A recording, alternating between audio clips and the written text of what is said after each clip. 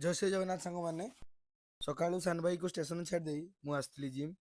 ଇନକ୍ଲାଇନ୍ barbell ପ୍ରେସ୍ର 3 set, incline machine ଫ୍ଲାଏର 3 set, parallel barbell ପ୍ରେସ୍ର 3 ସେଟ୍, ଆଉ ଲାଷ୍ଟରେ ଡିକ୍ଲାଇନ୍ କ୍ରସଓଭର 3 ସେଟ୍। ଗୋଟେ ଇଣ୍ଟେନ୍ସ ଚେଷ୍ଟ ୱାର୍କଆଉଟ୍ ପରେ ବଡ଼ିକୁ ଦରକାର ପ୍ରୋଟିନ୍, ତ ସେଇ ପାଇଁ ଆଜି ପ୍ରୋଟିନ୍ ସେକ୍ ବନେଇବା। ଗୋଟେ କଦଳୀ, 40 ଗ୍ରାମ ଓଟ୍ସ,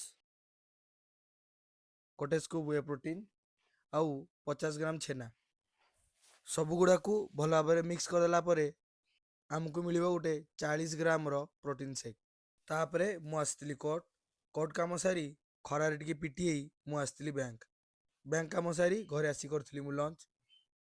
ଏଇ ଖରାରେ ପଖାଳ ଛଡ଼ା ଆଉ କିଛି ଯିବନି। ଶାନ୍ତିରେ ପେଟେ ପଖାଳ ବାଡ଼ି ଦେଇ ମୁଁ ଟିକେ ଶୋଇପଡ଼ିଲି।